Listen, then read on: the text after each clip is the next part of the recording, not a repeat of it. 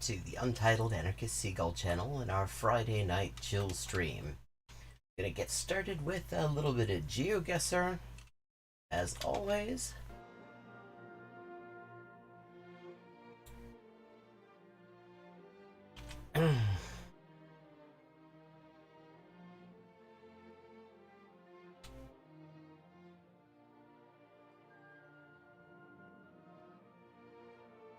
I've been having just an absolutely farcical situation with my mouse.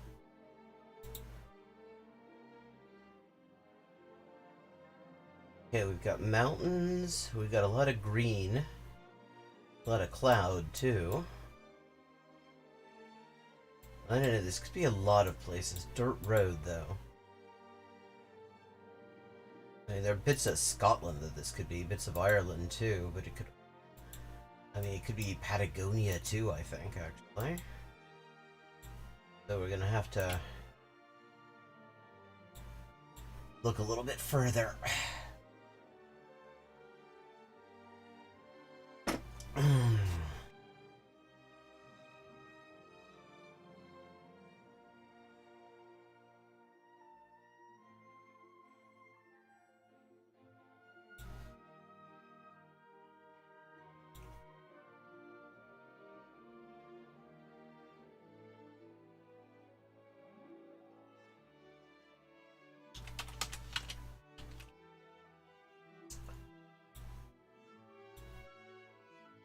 Okay.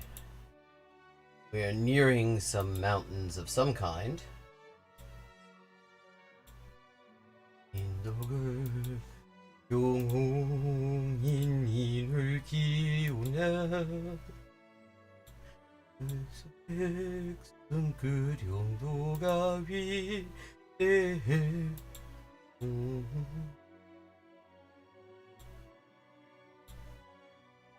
Okay, those look like some sheep.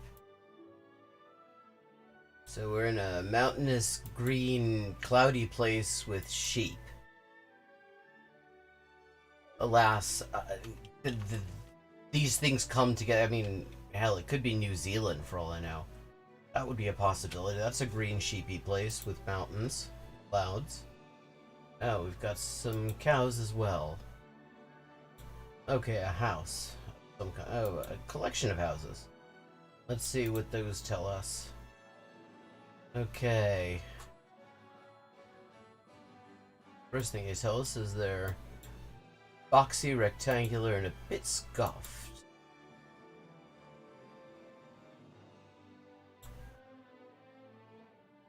That's a thatched roof, I think. Okay, a thatched roof as well. Come on, give me something more than that. I mean, this could still be a lot of places. I mean, thatch roof and sheep, they kind of go together. Chicken wire.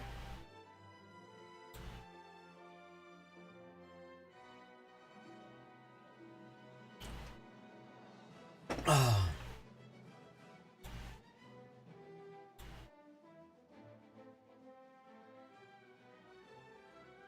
I mean, this is... I mean, maybe the Yorkshire Dales as well. Although, I think that's paved. I think that's properly sealed roads.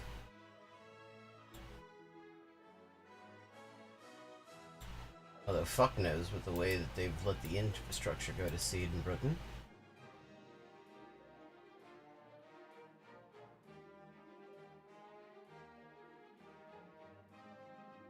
Not a lot of trees. Iceland's a possibility, I guess. That's a very... that country is very short on trees. Quite green, just treeless. Okay. Give me something here. I mean, it's quite striking.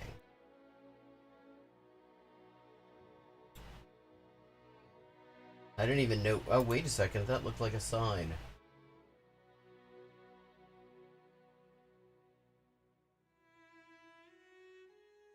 T. Bernardinus Primary School.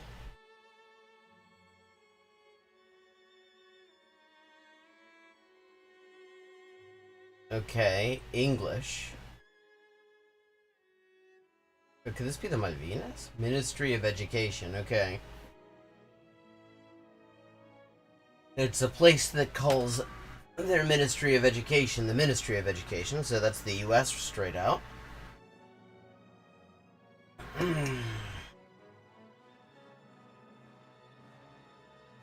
T. Bernardinus Primary School. Maseru! Ah, okay, we are in Lesotho. Okay.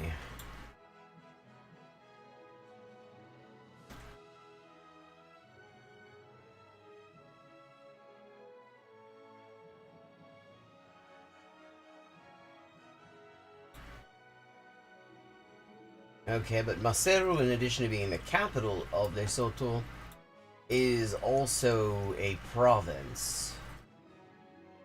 Or I'm not sure what they call it, department, province, region. Not sure what their administrative subdivisions are called. Okay, but we are in a fairly sparsely populated, it seems, just mountainous part of Maseru province in Lesotho. I'm gonna say someplace in here. 23 kilometers, not bad. I think this is also the first time I've ever had Lesotho. 49.25, not bad. Okay, this is North American. Different Township. God, that is a Welsh name. Okay, this is definitely North American. I'm pretty sure US 30. This is US 30. Well, it is the way to get to US 30. Okay, so goodbye Lesotho. I have to remember exactly where US 30 is. That's interstates. 63. The US highways, the US routes, are also done in some kind of a logical order. I just don't remember exactly what it is.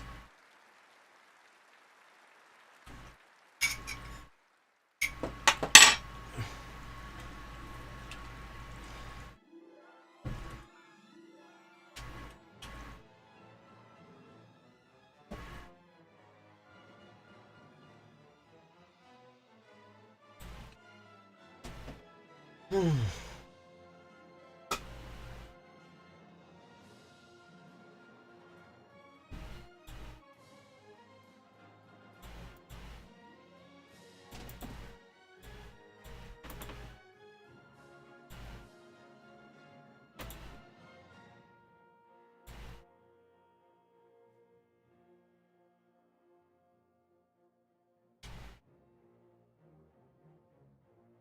Okay, that's US 84.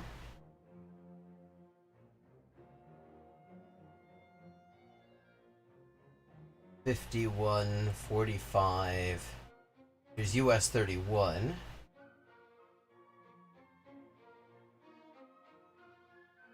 Okay, odd numbers appear to be horizontal. I mean, there was some sort of odd even divide.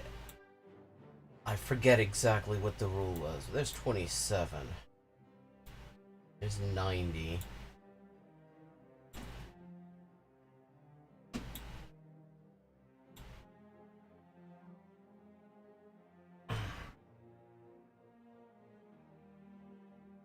And there's 80.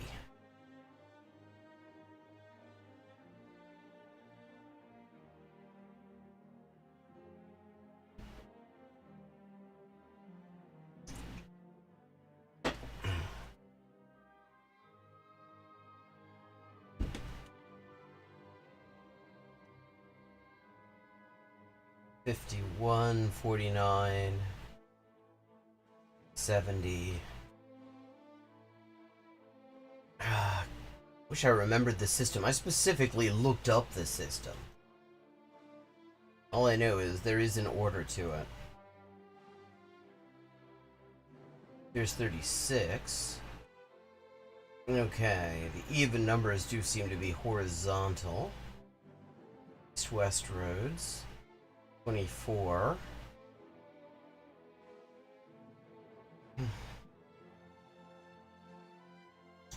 There's 34 again. Ah, there's US 30. Okay, so how far does US 30 actually go?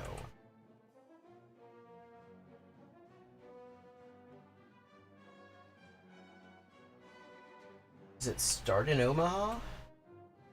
That would be handy.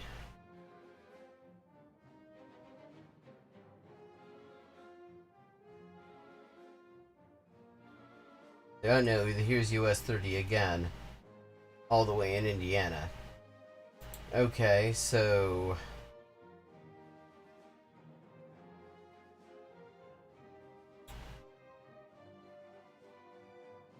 Jenkins Arboretum, Berwyn Baptist Road, another Welsh name. Very Welsh place names around here. Interesting.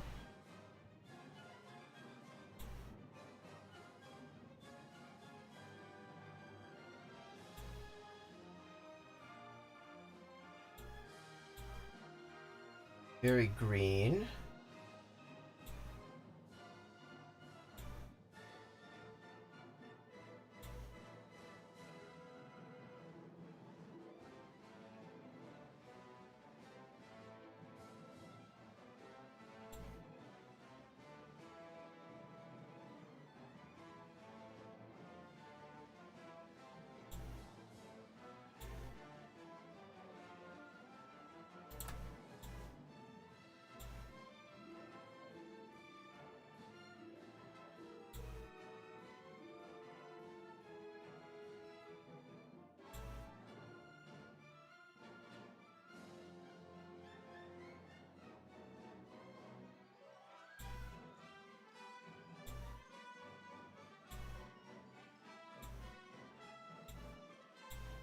Yeah, speed limit. If, just in case we weren't entirely certain this was the US, that's the US. That is totally the US.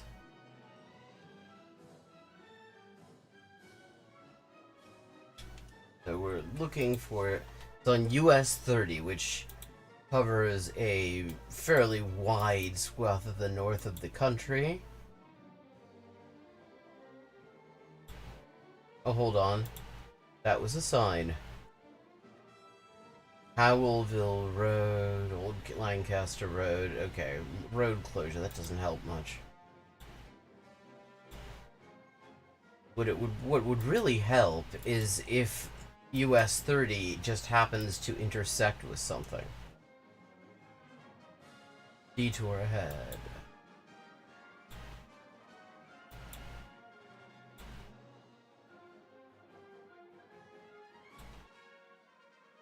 There's a railway station here as well. Oh, neat. We follow the detour. We get to the railway station. The railway station will have the name of the place. Okay, we got a plan now. Hold on. So far, the detour isn't telling us to go any place special.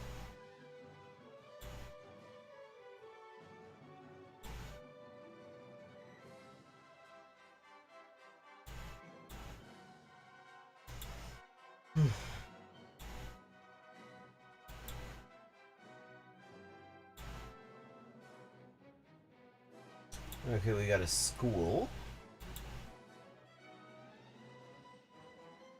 Conestoga High School. Next left, we're getting to US 30.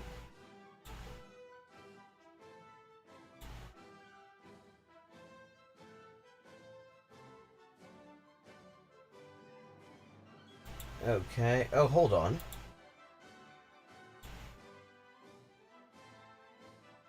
Berwyn SEPTA. We're in Pennsylvania. This is the SEPTA line, which is such a great name for the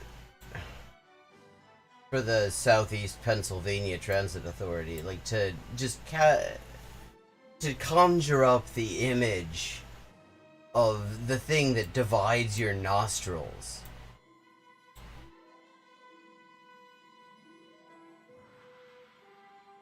Okay.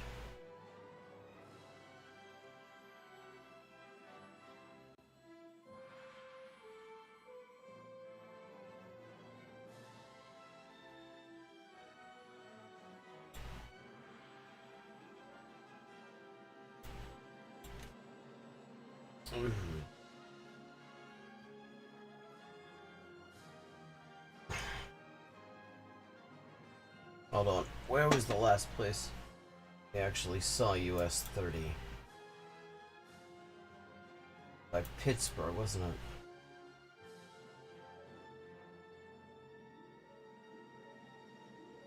Is there a Berwyn? I mean, this definitely isn't southeast Pennsylvania, no?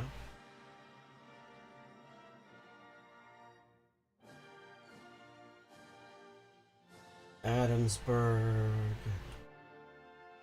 Idlewild, and Soak Zone. Greensboro, Ligonier, Boswell, Stoystown, Shellisburg, Napier, Bedford, Everett, Breezewood. Nice name. Fort Loudon, Dickey. Okay, we're looking for Berwyn. Berwyn Railway Station. Cashtown.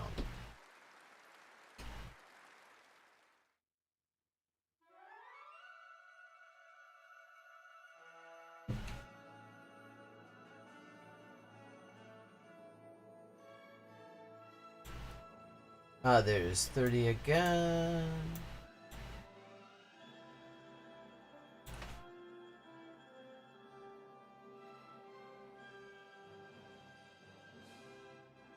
Ah, Philly suburb. Okay. Hello, Adam. Thank you. Yeah, I figured it had to be, but I couldn't, I lost track of US 30.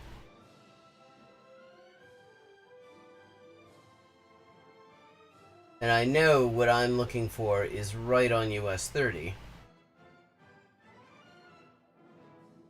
Conshohocken, Coatesville, Malvern. How you doing, Adam? Bryn Mawr, Violet Kinweed. Christ, this is like extremely Welsh. I mean, the township is apparently called Tredyffrin, even spelt the Welsh way. Oh, there we have Berwyn.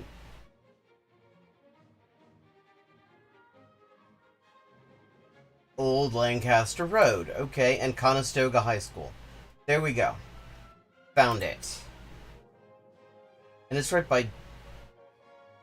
Hold on, that is Dalesford, which is a part of Melbourne. I mean, not a part of Melbourne. It's a town in Victoria that used to be known for spas.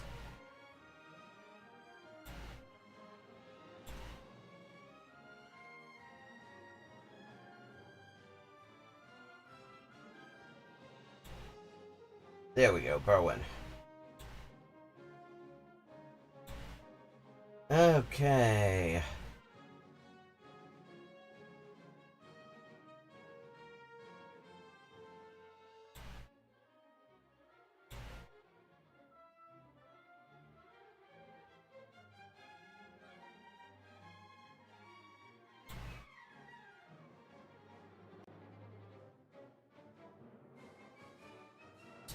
It's funny, from all the places called Bryn Mawr in the US, you'd think Bryn Mawr was something really big in Wales. I've been to Bryn Mawr, the original, and there's very little of anything there.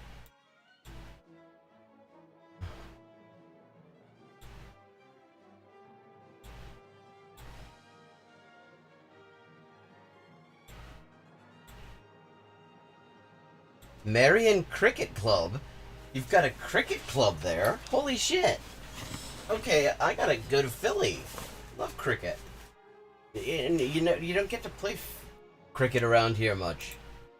Oh, not too bad. I've had a farcically ridiculous situation with my mice.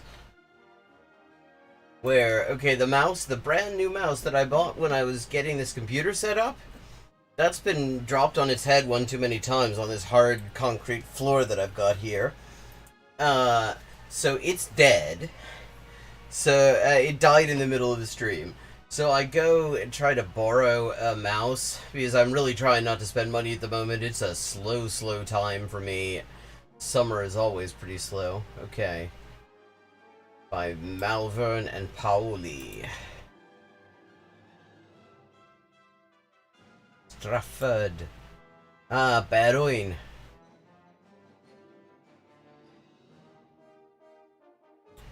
Right here. So I borrow a mouse from my mother, and it works okay. And then it dies on stream today. Yeah, in fact, it died so comprehensively, 49.95 points, not bad at all, that I had to shut my entire computer down in order to end the stream, because it was the only way I could control anything.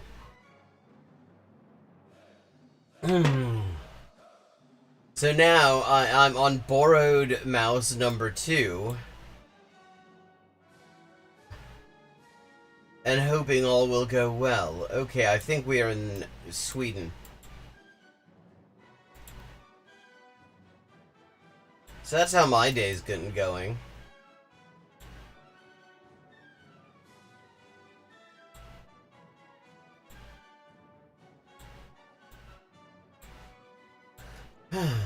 일신강 결은 우리의 모습 일신강 결은 조선의 모습 Flint group. That's what you get when you put a lot of flints together. Actually, KMT, I think, is Norwegian.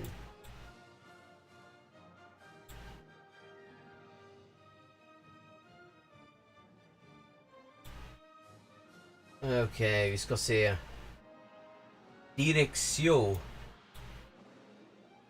Villanova Montornes. This is Catalonia. That's Catalan. Almasno, Masferré, Montornès, Valvalles, Granollers, Villanova, Montornès, AP7. Okay, goodbye, Philadelphia suburbs. Hello, wherever exactly this is.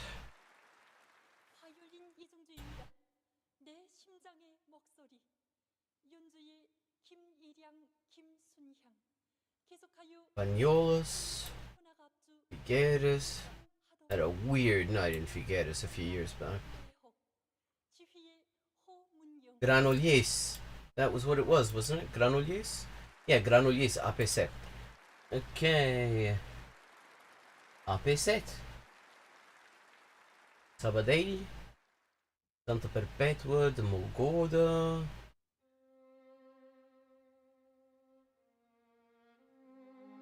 Montmeló. Montornès del Valles. Okay, there we go. That'll do.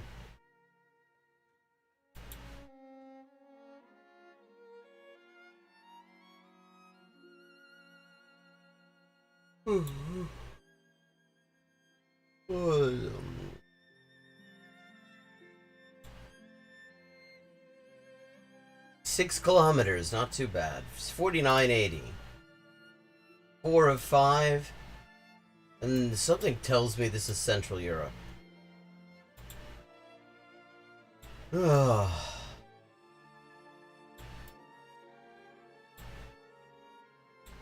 On the other hand, my language stream where I'm doing the Duolingo, okay. Speed limit 5. No, this isn't Russia, this is the US. Where I'm doing the Duolingo speed run in 36 languages and stuff, that's starting to take off a bit. I mean, at this point, that actually has more followers on Twitch than this channel does.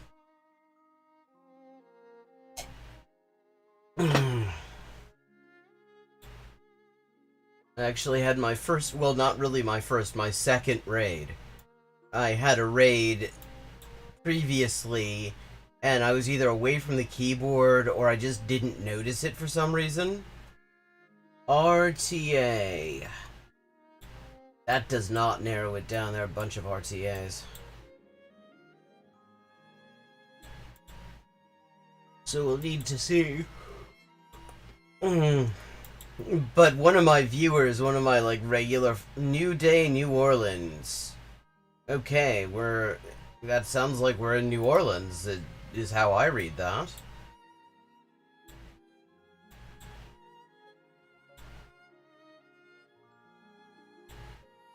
But so this guy has been like encouraging other people who do like Duolingo streaming and stuff to come and check out my channel and raid me and stuff. So, I mean, that's going pretty nicely. And since I haven't had a whole lot to do, 504, yeah, we're in Louisiana. Since I haven't had a lot to do translation-wise in the past month or so, because it's the summer and people in halfway decent countries go on holiday because they are legally entitled to paid holiday. I've been able to just stream there every day, every afternoon, and sometimes after midnight.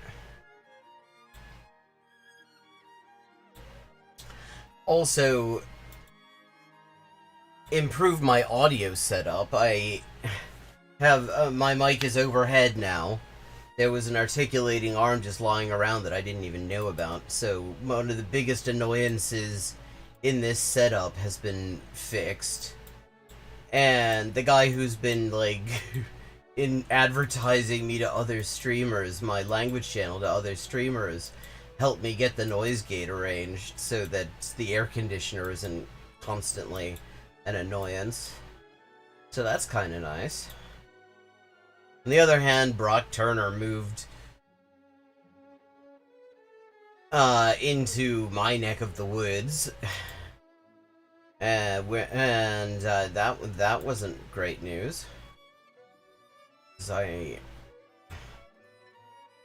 I didn't like being reminded of him, to be quite honest.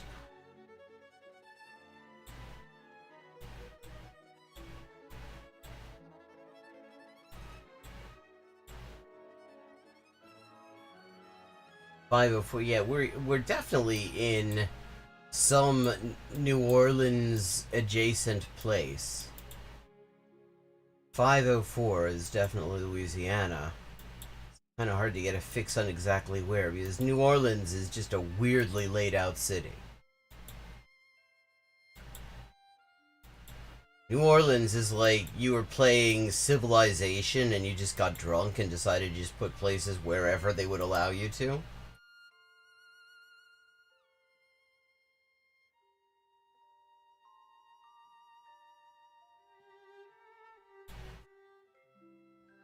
We'll say it's someplace around there. 10 kilometers off, not bad, since I wasn't even trying to be totally accurate. Okay, 5 of 5. Vrecho. And I'm immediately thinking South America. You got sort of more boxy buildings, you got all these fences and high walls and things like that.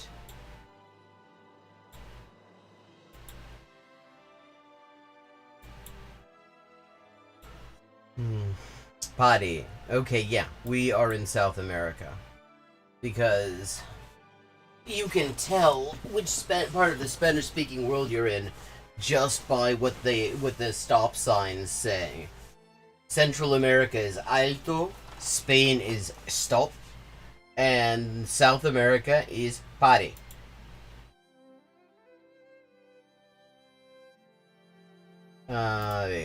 A ver qué más nos dicen. Concerto. Ah, no, concerto de alto-falante, máquinas de costura, orçamento grátis. Okay, we are in Brazil.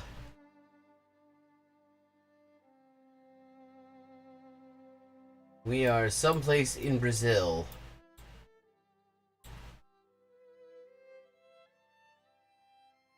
Hello, Mask. How you doing? Oh, okay, let me see. Acondicionado. Yeah, okay. All we got still is just that we're someplace in Brazil. Brazil is a remarkably large place.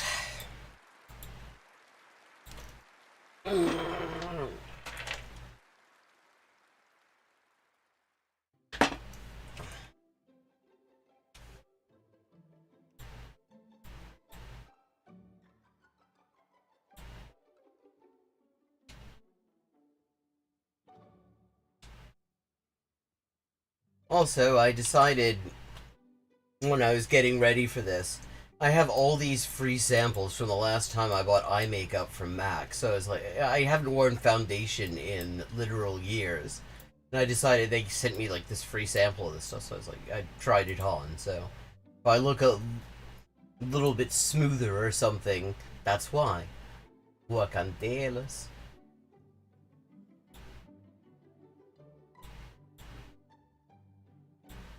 Okay.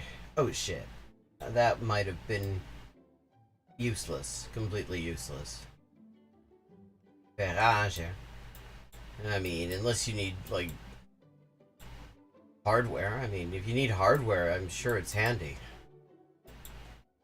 Bloody useless for my purposes of trying to figure out at least what state in Brazil this is in.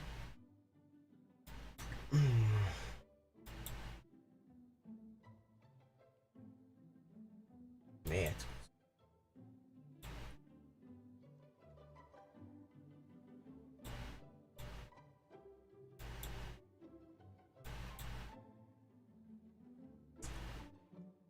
Lembrancinhas.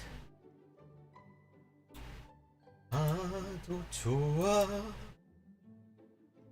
Iga. Sanha.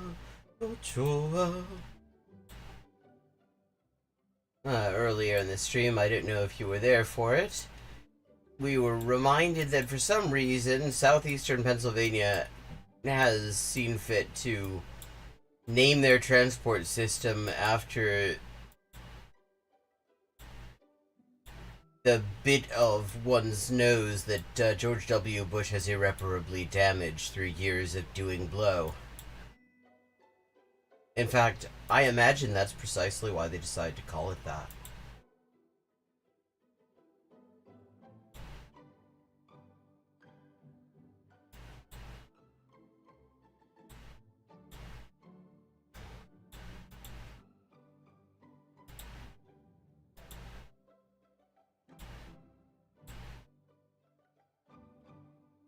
Okay. Bloody useless.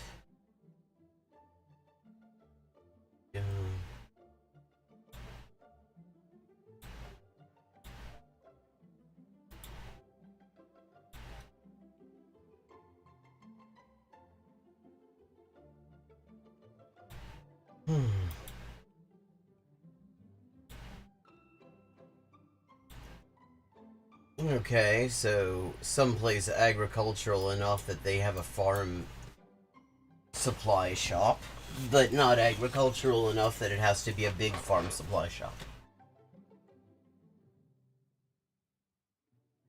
That's probably 99% of the surface area of Brazil, which is also huge. So we're just gonna randomly guess. Oh, only 2,311 kilometers off. Rio Grande do Sul. Okay. 20,927. Apart from fucking up that last one, which it was just gonna take way, way too long to get a grip on where that was, I would say that wasn't too bad. And now the time has come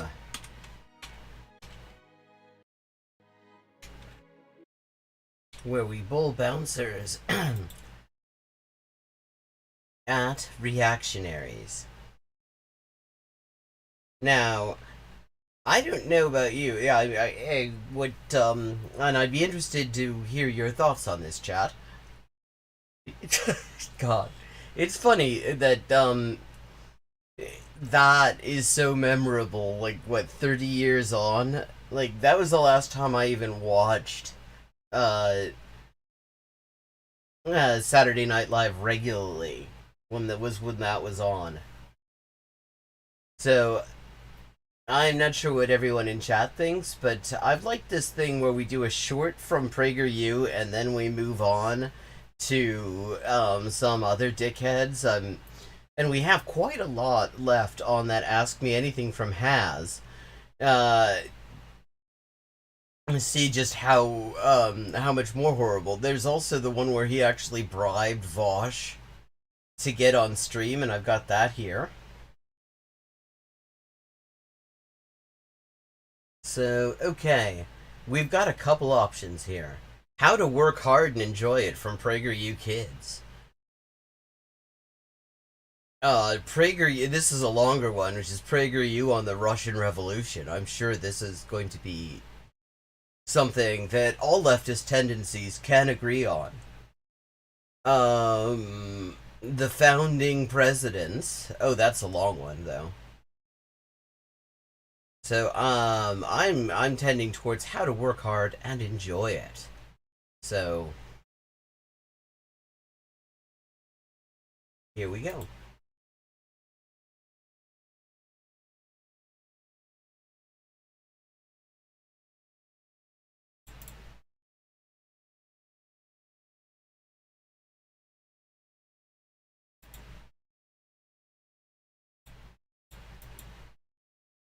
Yeah, I was gonna say that it was in the top 10. I didn't remember exactly which, so I decided to sort of leave that out. But I did remember that it was up there. Okay. Audioausgabeaufnahme ist hochgedreht. We're going to learn how to work hard and enjoy it.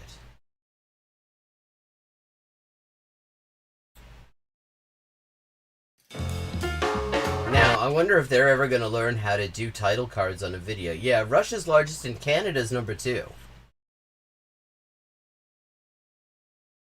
Yeah, well, yes, if you include all of the territory the U.S. claims the right to control and actively exercises that control over, then it's absolutely, then there's no contest. Because then it's just basically, like, Earth. Or, well, most of it.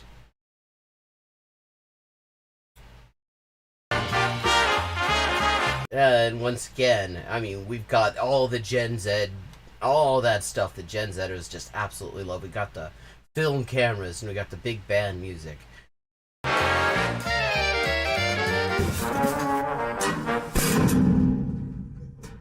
Ever wonder why people who sit on the couch and do nothing are so miserable? I mean... Really? Are we so miserable? And isn't the whole premise of your video that you have to learn to enjoy working hard? I mean, stick to you're already being, because if not working hard, if just, you know, fucking chilling out on a couch sucks so bad, then you don't need to learn to enjoy working hard, do you? You'd assume they'd be happy, but usually they're not. The reason is simple. Yes, it's called, I mean, the people who are unhappy and can't get up off the couch, the reason is called fucking depression. That's what the reason is. Humans enjoy being productive. Wait, your entire premise here is once again that humans need to learn to work hard, to enjoy working hard. If we inherently enjoy being abstractly productive without any, you know, specification as to what we're producing or for whom or why, then this video is totally unnecessary. It may surprise you, but hard work and doing a good job actually make you feel amazing. No, actually, I mean, like, ask somebody who's done a fucking 12-hour shift stocking shelves at fucking Amazon how amazing they feel afterwards. That's hard work. It's harder than any of these dickheads have ever done. Doing good. And not only that, it makes the world a better place. No. That depends entirely on what you're working hard at. You could say, For example, no matter how hard these fools worked on this video, it is not making the world a better place unless they accidentally erased it.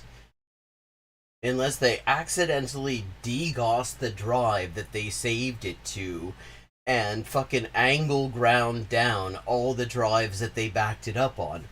No matter how hard they worked, the world will not improve with this video in it. hey, it's a win-win.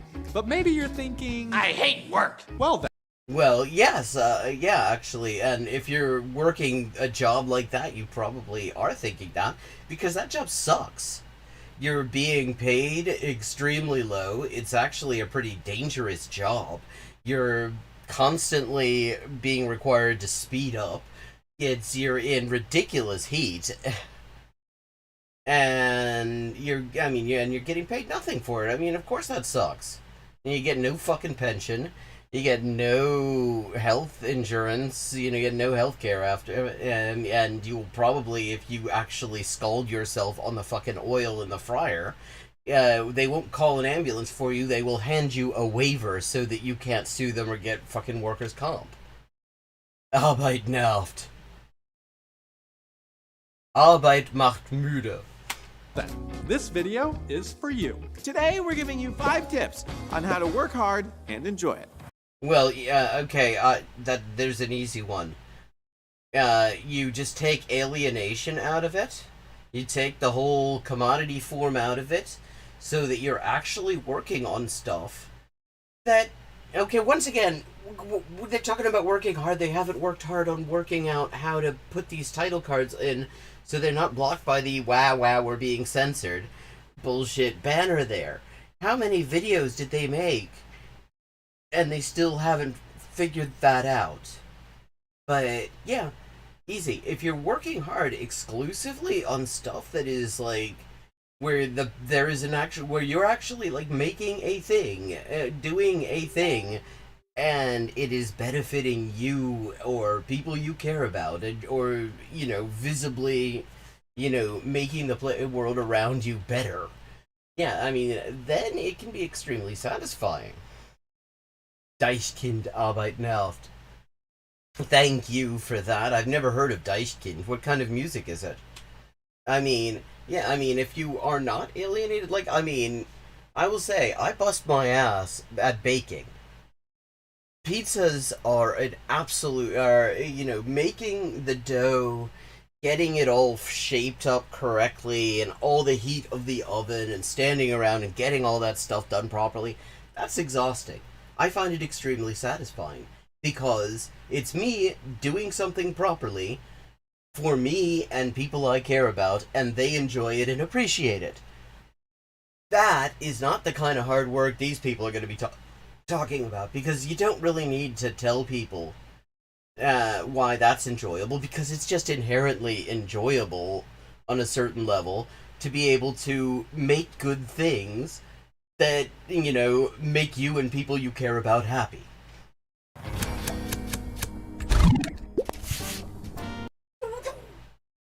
I ask you, how much, did their design people go on strike? Number 1. And what's with the facial expressions on these guys?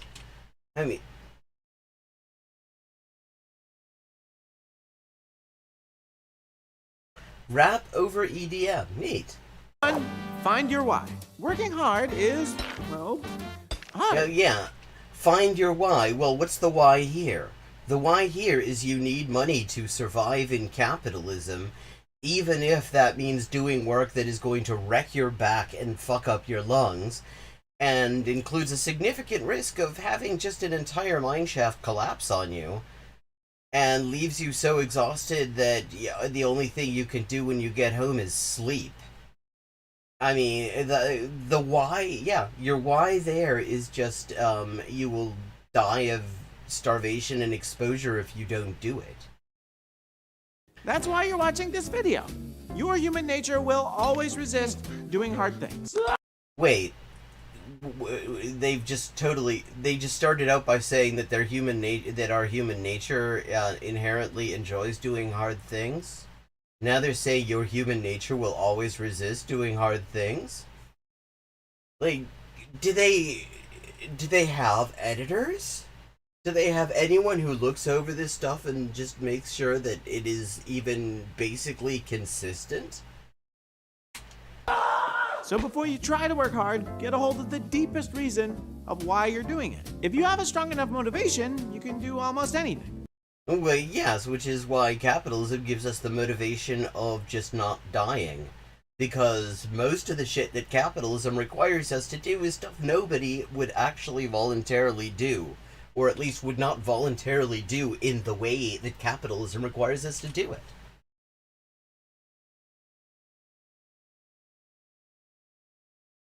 What, the editors?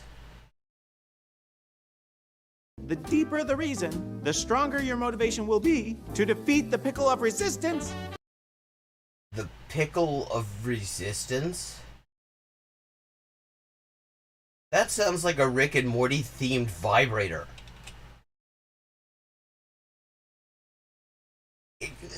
Okay, I need to back that up because I understand that nobody will believe that he said what he just said. I do not believe it. Deeper the reason, the stronger your motivation will be to defeat the pickle of resistance. The pickle of resistance. Yes, the Rick and Morty theme dildo. Deeper the reason, the stronger your motivation will be to defeat the pickle of resistance and get it done. Number 2, delay gratification. Oh. Okay. The point The being key to what? working hard is delaying the gratification of having something fun now so that you can have something more meaningful later. Except, okay, that isn't delaying gratification then. That is adding additional gratification. God, yeah, I know. This is just, I mean, this is Protestant work ethic done badly. Like, the people who came up with the Mohawk Valley formula would be rolling in their graves that this is the state of capitalist propaganda today. They really put in to come up with scientific methods of strike breaking and scab cultivating. And this is the best that these people can come up with. It used to be it used to be anti-worker propaganda was, well, I mean, in a word, classy. You know, you had On the Waterfront, Marlon Brando, really well done fucking movies. And now it's just this shit. For instance, if you want the reward of having good grades, you have to be willing to... This is the pickle of resistance. See, the first time they showed her, she moved so quickly that we couldn't even see what the fuck she was supposed to be. And she still looks like fucking Cornholio. The capitalist is wealthy because he abstains from operating his own capital. Yes. To pass on binge watching Netflix until after you've studied for your test. If you want the reward of being healthy and looking chiseled, you have to be willing to pass on the cookie. You have to make the...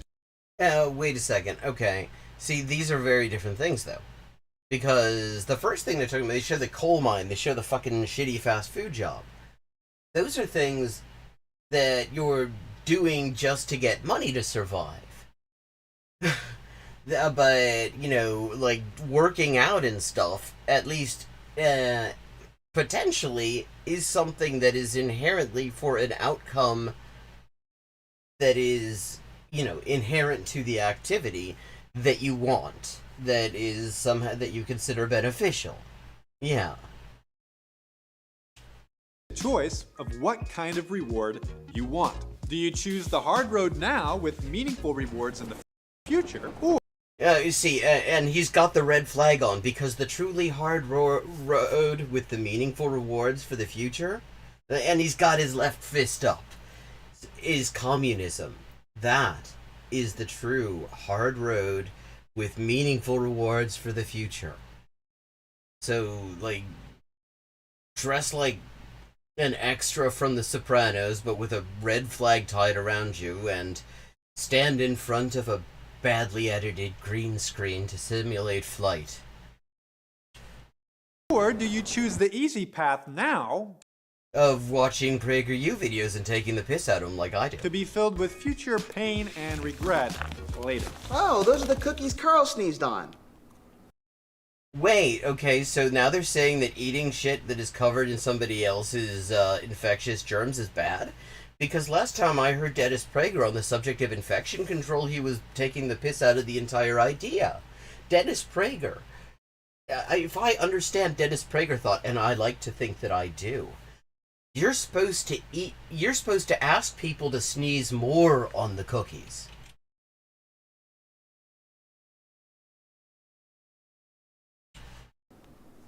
Number 3, know what working hard looks like.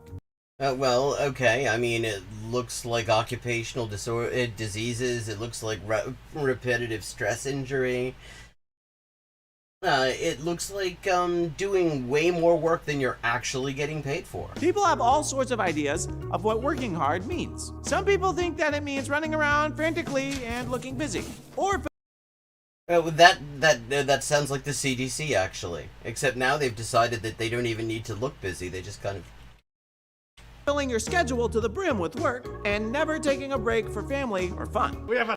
Well, which is kind of how you have to do now in order to be able to pay rent. Strict no vacation policy. But you Yes, that's the U.S. That is literally the fucking U.S.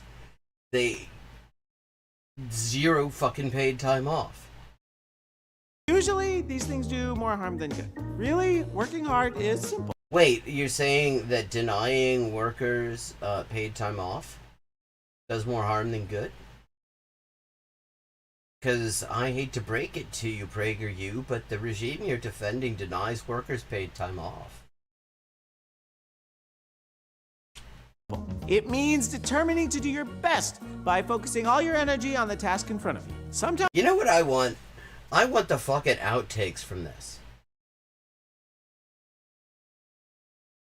I want the outtakes from these fucking kids' videos. I want to know what the stuff that if this is the quality of what they've decided to put on their expensively promoted YouTube channel, I want to know what the stuff that they decided wasn't good enough looks like. Oh yeah, delayed gratification's gone. It's sort of like human nature was to work hard until human nature became the pickle of resistance.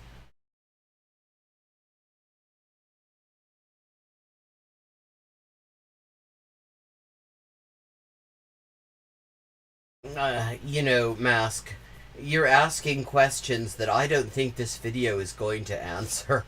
When were we supposed to stop delaying our gratification and start enjoying the fruits of our labor? Oh yeah, we've all missed that part. They missed that part. Maybe they tried to do that and then they put it on. It ended up on the cutting room floor. sometimes it means long hours. Sometimes it means doing something over and over again. Sometimes You know, that's not actually how you use a pickaxe in the coal mining process. Like, he's gonna hit the fucking camera, he does it like that. it's about having the discipline to get up early Wait, which is it? every day and improve on your mistakes. But I gotta get to work. But no matter what, it means doing the very best job that you can in the limited time that you have. It doesn't mean that you'll always succeed or do the job perfectly. But as long as you keep trying and doing your best, you will get there. If at first you don't succeed, try and try. Oh wow, we got to the cliche part, but also, look, notice they finally got around to adjusting the Y coordinates of their title text there. So now you can actually read it. Try and try again. This is the essence of hard work.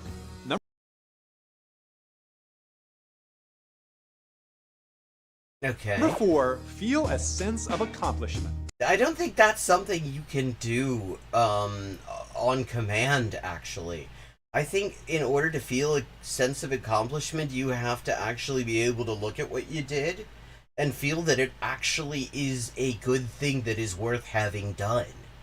And that's precisely what is lacking when you're talking about a lot of these shitball jobs that they are pointing out. Like, okay, so you're you're working fucking fast food. What's the sense of accomplishment? Yeah, you made it through another shift. You're gonna have to do it tomorrow.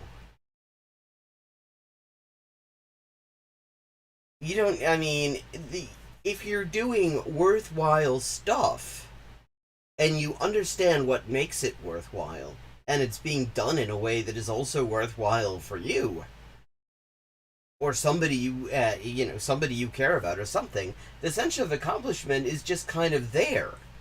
I don't need to be told to feel a sense of accomplishment about, like, making pizza for my family or making, like, making my chicken soup that I have made for various times when my mother or my stepfather has been poorly and can't actually eat anything else.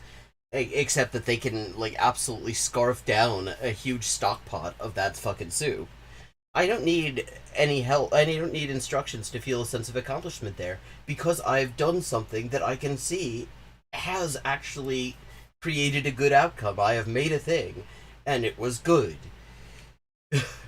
you do, if you need to be told to feel a sense of accomplishment, it's because you haven't accomplished anything. Hello, 079. You're new, I think. Oh, well, not all that late. Because we've got another half hour to go, and we're going to be doing another video soon. God, this mouse sucks.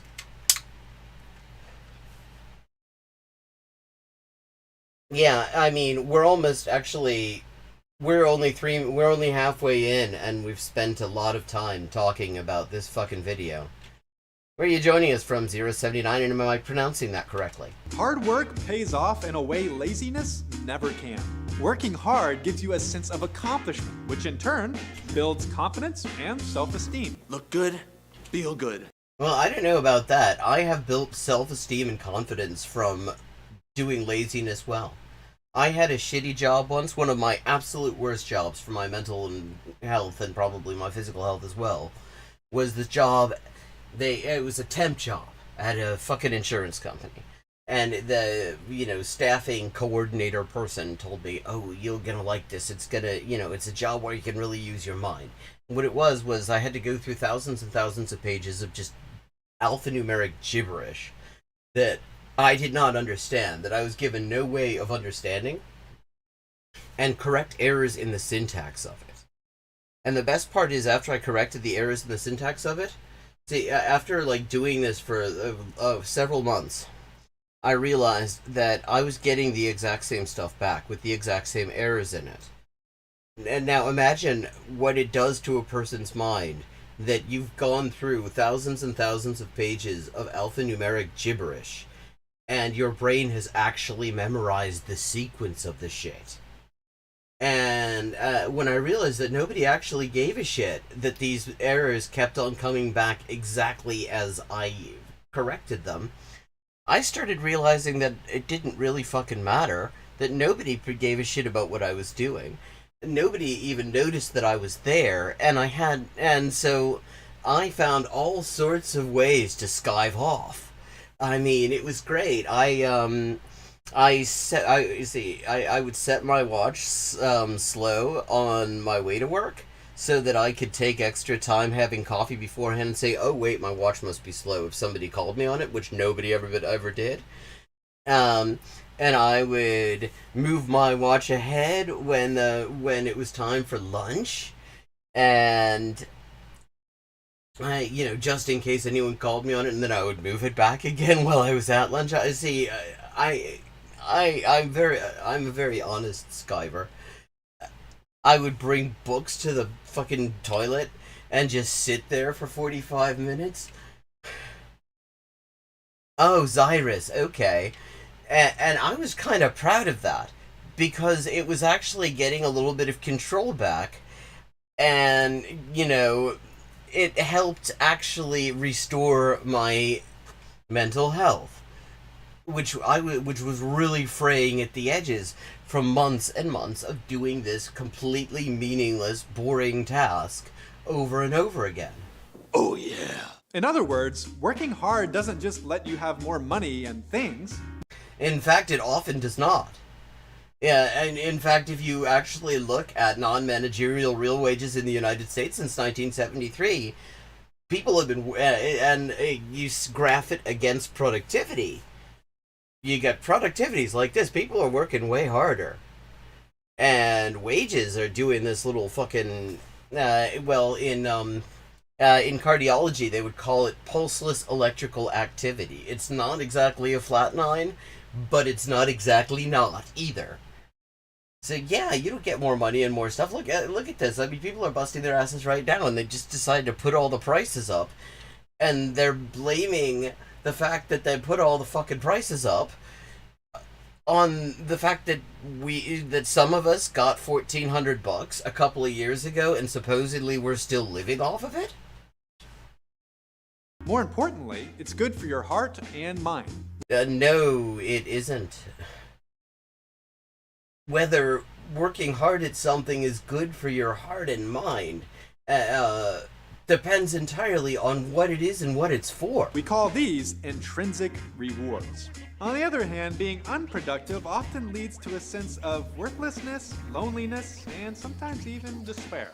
Well, I mean, because you get worthlessness and loneliness because you've got piles of propaganda every single day telling you that if you're not, making money for some boss, you're worthless. And other people are seeing that too, and it's affecting how they see you too. And despair because you're not getting paid, and you've got fucking rent, and you've got food to buy, and all that stuff, and you're fucked. Maybe if you just put on a little more makeup, you'd look better. I got a chip stuck in my belly button. When you fix your bed and clean your room, or Like, what the fuck was that? loneliness, and sometimes even despair. Well, maybe if you just put on a little more makeup, you'd look better. I got a chip stuck in my belly button. What the fuck does this have to do with anything? Like, once again, as I said, if this is the stuff that they put in, what did they take out? Like, what the hell does this have to do with anything?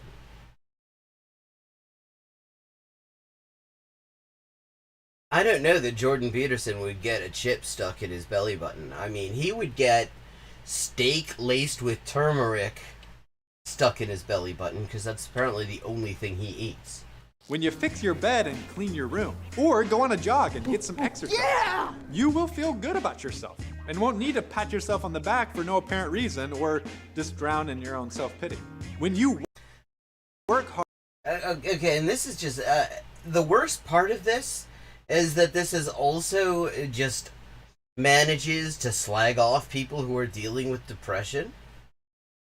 And it does it in a very subtle, it does it in a way that will very clearly be felt by people who are dealing with depression that is bad enough that they're having trouble doing anything.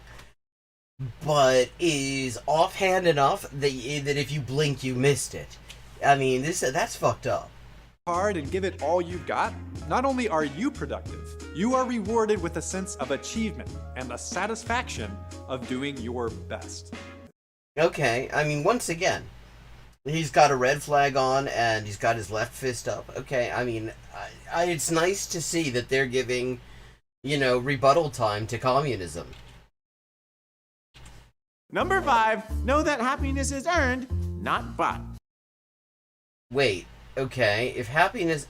What the hell does that even mean? Because... Okay, if happiness is earned, not bought, then that would seem to suggest that capitalists are doing it wrong. Is that what you want to be suggesting, PragerU? Because all capitalists are doing is buying stuff. Since they don't actually have to earn anything. They've got people to do that for them. But if you admit that actually having access to the stuff that just happening to have piles of money gives you access to can improve your overall well-being because you're not constantly worried about eating or, like, staying housed and shit, then that also fucks up your argument here. Okay, let me see how long they managed to maintain this premise. They've contradicted themselves multiple times already. People who win the lottery are surprisingly likely to go bankrupt within 5 years. The reason is simple. They didn't earn their money, so they didn't learn how to value it or take care of it.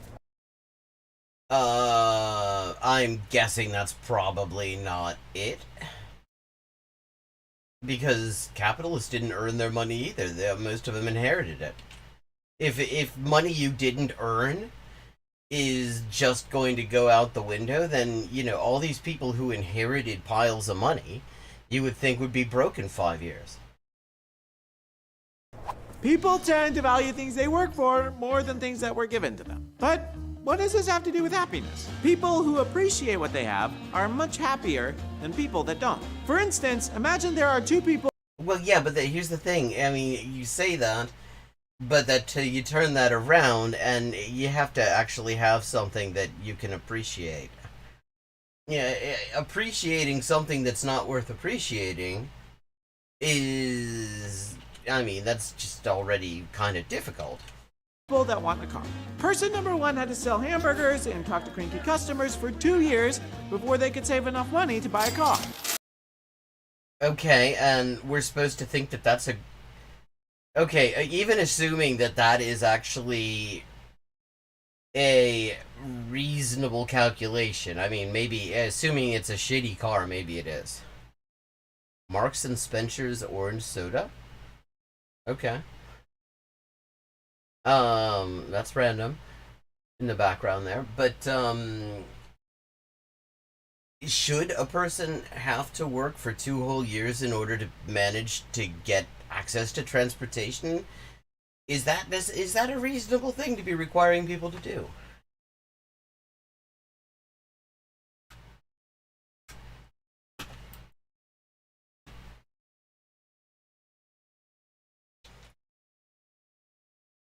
Just flushing out Restream because sometimes it clogs up and gets latent.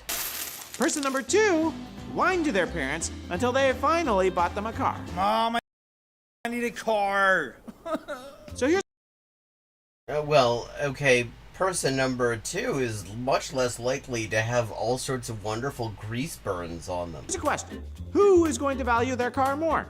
The answer is obvious. The person who had to work for their car appreciates their car more. And who is going to be happier? All That doesn't follow, because if I would say most likely it depends on what kind of, you know, is it a complete piece of shit that's not going to last you, that that drives you out of your mind just trying to get it to work?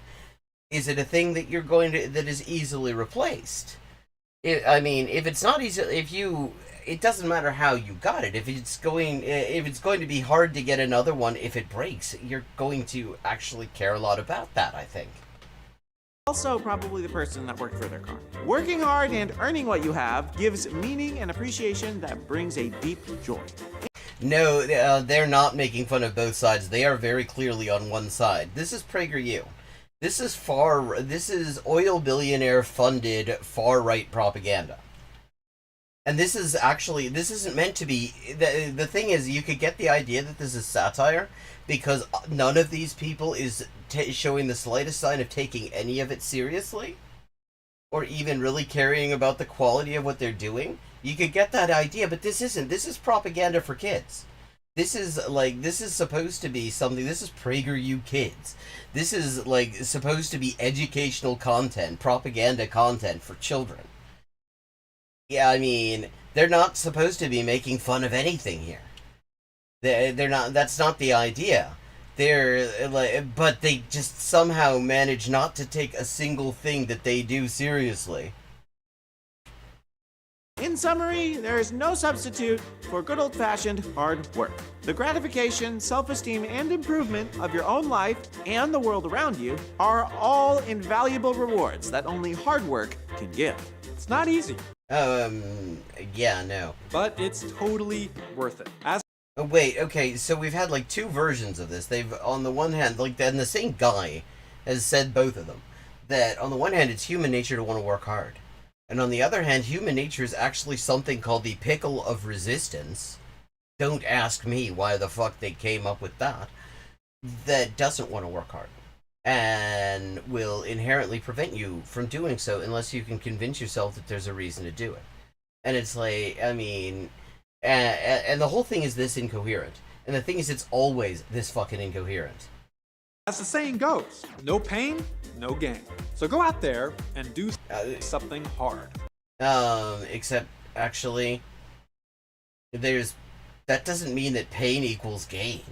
Yeah! Or maybe just make your bed for starters. Do something. We promise Oh, fuck off. It's some Jordan Peterson bullshit that they've just randomly thrown in here. it'll feel good. So let's recap. Number 1, find your why and know your motivation. That's literally them saying the same thing twice. Your motivation is your why. Yeah, how is it educational? Oh, well, it's not. But they claim that it's education. They call themselves Prager University. They're not a university. They're not remotely even resembling a university. They make shitty 5-minute right-wing propaganda videos that are just absolutely, it's like fucking candy floss for reactionaries. I mean, it's poorly done, the arguments are complete nonsense, it's all just total pap, and it's done by people who clearly don't particularly care about the quality of it, despite the fact that they've got like tons of fucking money. They are funded by the Koch brothers, amongst other wonderful, horrible pieces of shit. Yeah, so no, it's absolutely... I'm taking the piss out of this. Because it's horrible. And it's made by horrible people in order to convince children of bullshit. Except that it's also done so badly that I can't even imagine kids coming away knowing what they're supposed to be convinced of. Number 2, delay gratification. Number 3, know what working hard looks like and do your best. And once again, and this is another thing that is just a constant with these things, their tips aren't tips. Like, know what working hard looks like and do your best. One is understand the things that this video was supposed to be telling you but didn't.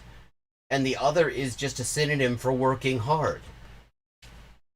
Number 4, feel a sense of accomplishment. Which you can't do on command. And number 5, know that happiness is earned, not bought. Yeah, look at that.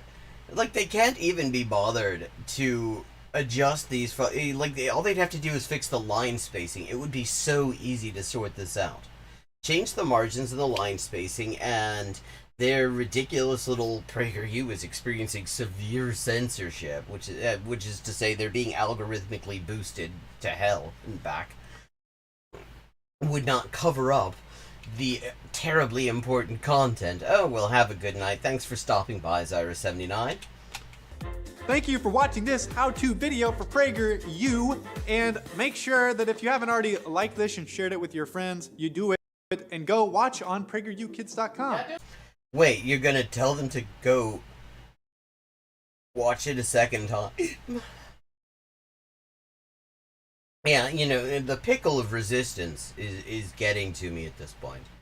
I'm experiencing the resistance pickle.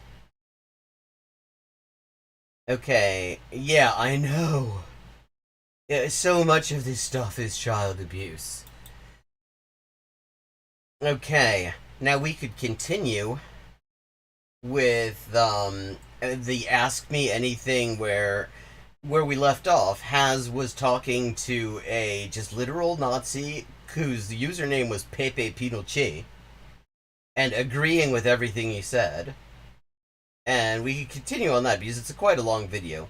Or there's a video of the time Haz bribed Vosh with $50 to get on his show.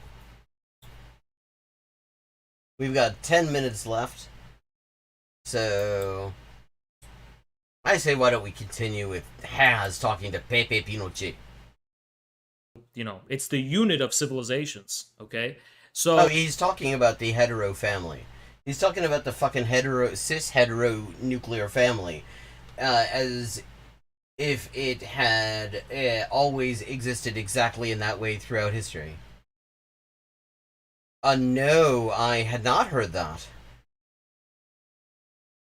Yeah, although it doesn't surprise me. I mean, fascists in Argentina are concerning. Oh, yeah. I mean, bringing in Brazilian fascists to do the dirty work of Southern Cone fascists, that's kind of a tradition too. Pinochet brought in Brazilian specialists to teach the Chilean secret police how to do torture properly. Whereas, the reason they're promoting the LGBT stuff so much, at least in part, is because there's no threat that this is going to give rise to an alternative unit of a civilization. Wait, okay, so the idea is that there's no threat that an alternative unit of the civilization would give rise to basically itself, but that the heterosexuality is a real threat to the ruling class, which is why the ruling class has fucking mandated it. I mean, and I love this idea that, this is some sort of hegemonic, with a, LGBT acceptance is somehow like this hegemonic Western cultural thing. That's not to say that there isn't homo nationalism. That's not to say that there aren't Peter Tatchells in the world, to be clear. But even the somewhat, bargain basement degree of LGBT acceptance that we've got in like North America and Western Europe is very fucking recent. Like, pretty much since I left high school. Yeah, most of it. So just like it's been the past 20 years, more or less. Antagonistic to the ones the globalists are trying to create. So you have to look at the specific reasons. It's not just white Christian heterosexuals. It's also, for example, they're doing it against Africans, African Muslims, right? Black African Muslims.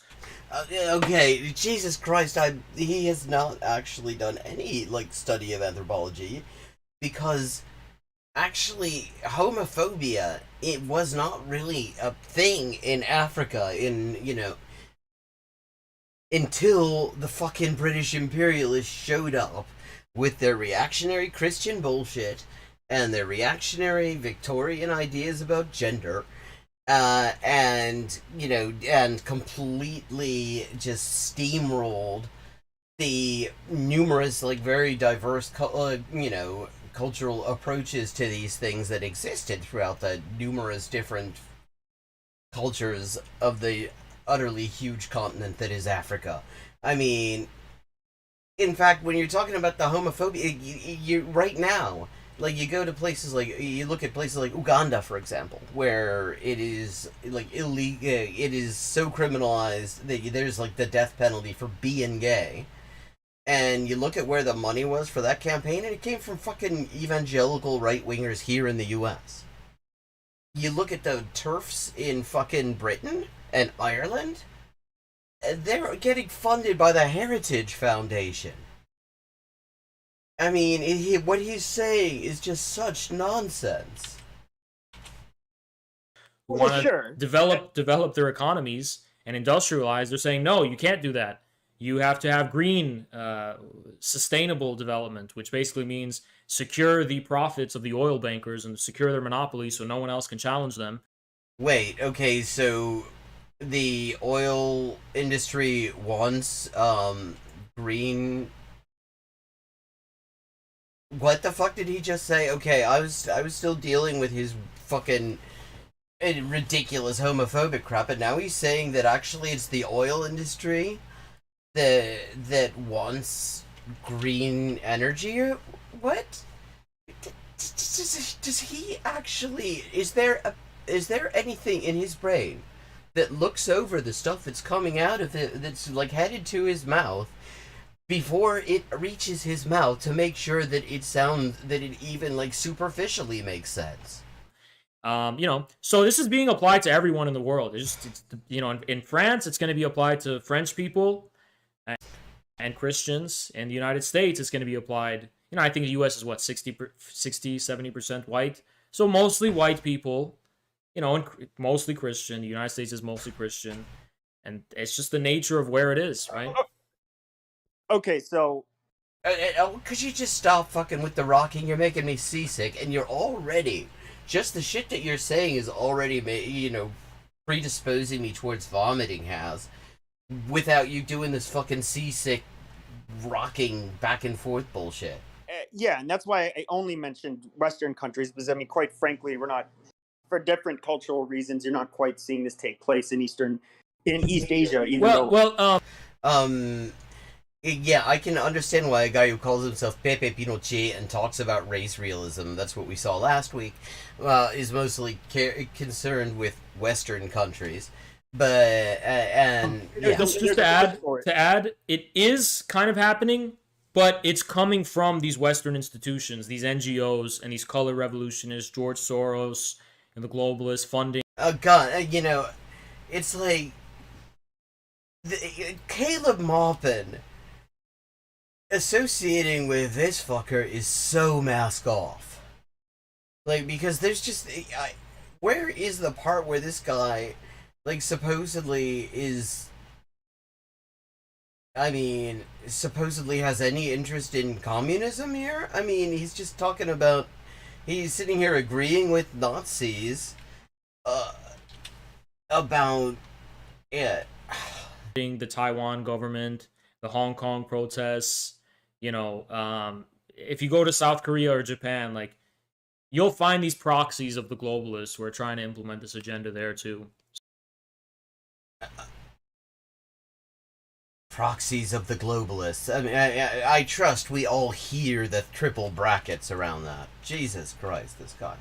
So it is a worldwide thing. I'm not some global homo fanatic. I don't really can give a fuck about corporations. They're pieces of shit and parasites. He's not some... What the heck? Okay.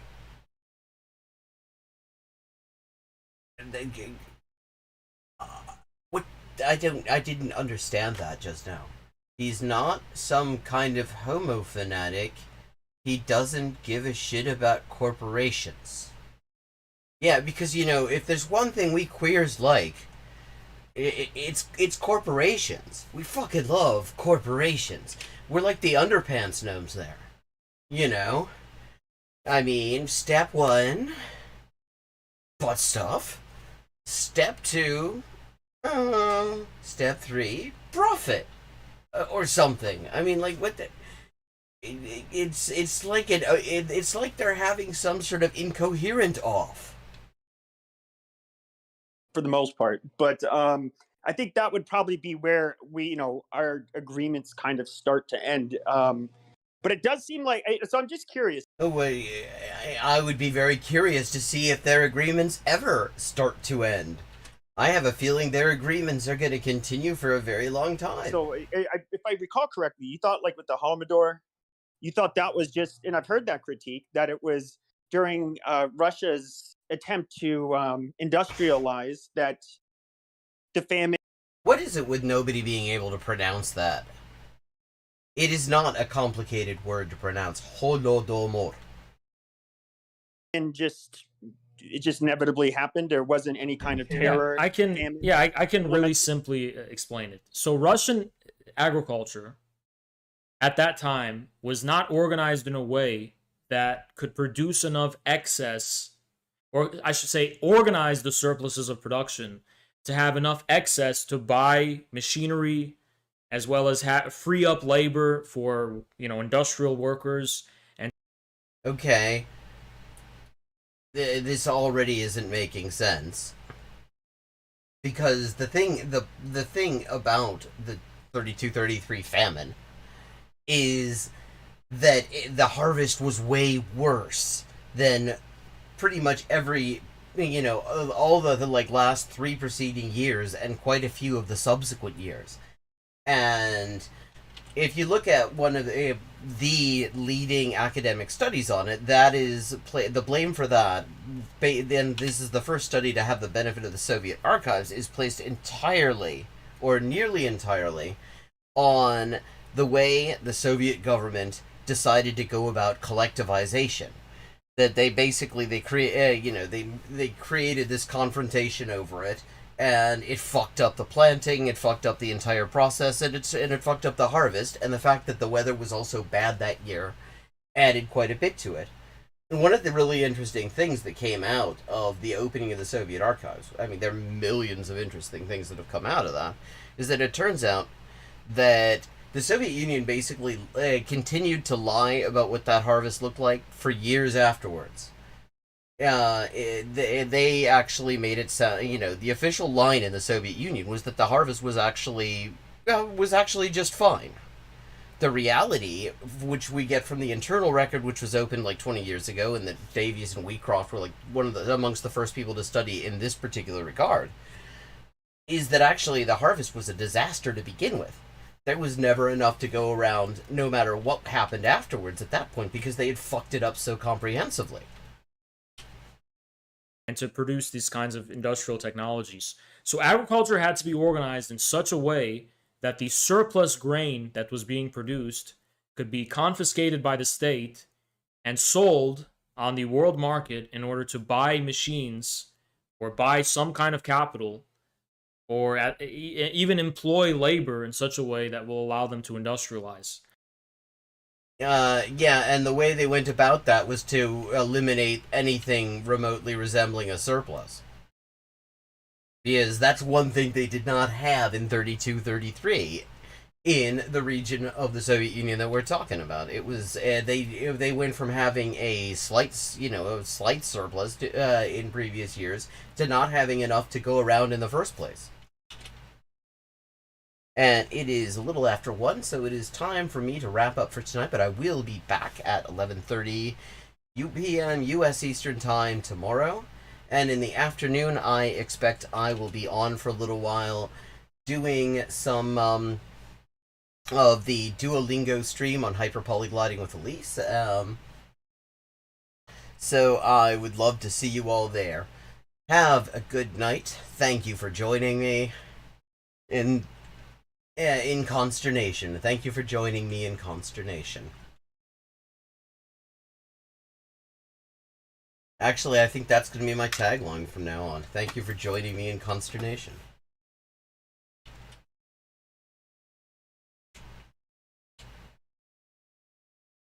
Okay. Well, if you're not, you're not. But have a good day tomorrow anyway. But if you are, love to